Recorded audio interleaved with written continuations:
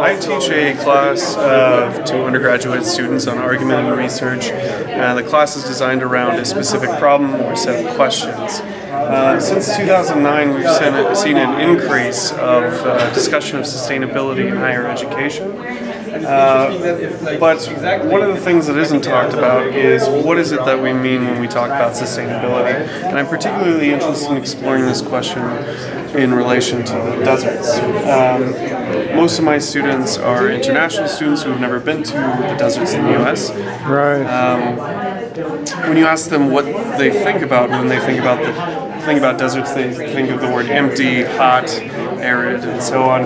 Or they cite things like cacti, tumbleweeds, Right. Wile E. Coyote, and Roadrunner, and everything, right? So in this sort of push towards environmental responsibility and so on, how do we get students to think about deserts as not just disposable ecosystems, disposable environments, and so on? So one of the things I try to work on with my students is seeing the desert differently. And part of that is like through challenging the representations of the desert that they have, as well as like having them do their own research on seeing how deserts are actually very complex ecosystems, rich in cultural, biological, geological history. But we do in the classroom, even though it's not this, Anza-Borrego is perfect for this, right? Especially since we have this center, but we do it through class, through the research that they do. Figure out that deserts are not just empty spaces, and so. Yeah. So they have a much deeper appreciation at the end of a class, then. Definitely, and so this is exactly why I need to be able to bring them out here, right?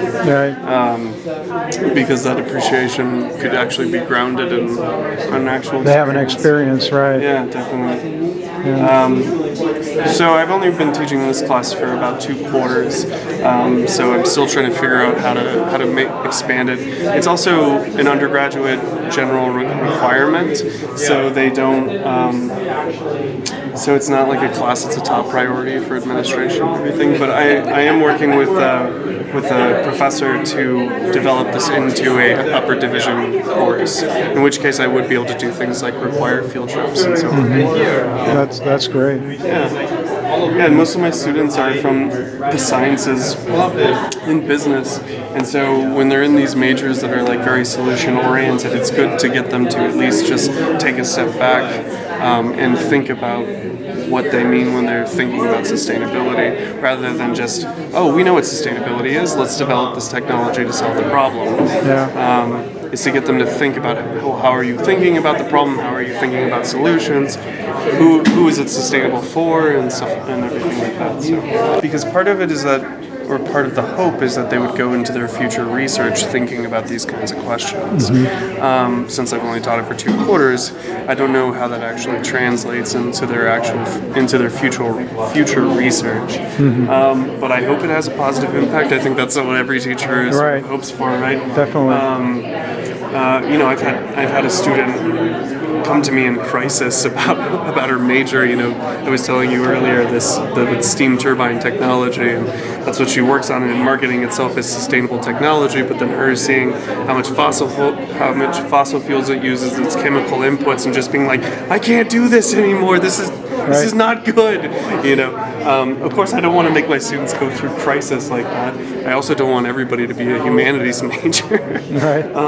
But just hopefully when they go into the future is like, because these problems of climate change and the question of sustainability are going to require multiple forms of knowledge, right? Not just from the sciences, not just from the social sciences, not just from the humanities, but a sort of way of working together. And I think that's what Water UCI has been really good at doing, is getting 6 graduate students together from different disciplinary backgrounds to think about a particular problem, and seeing like how we think about that problem differently, the different angles that we come from and stuff. And so if I can make my students who are going to be science majors and work in labs in the future, if they can just have that capacity for critical thinking added to what they can do as a scientist, I think that could only be beneficial. Right. Yeah. That's great. Yeah. Hopefully. Yeah. Yeah.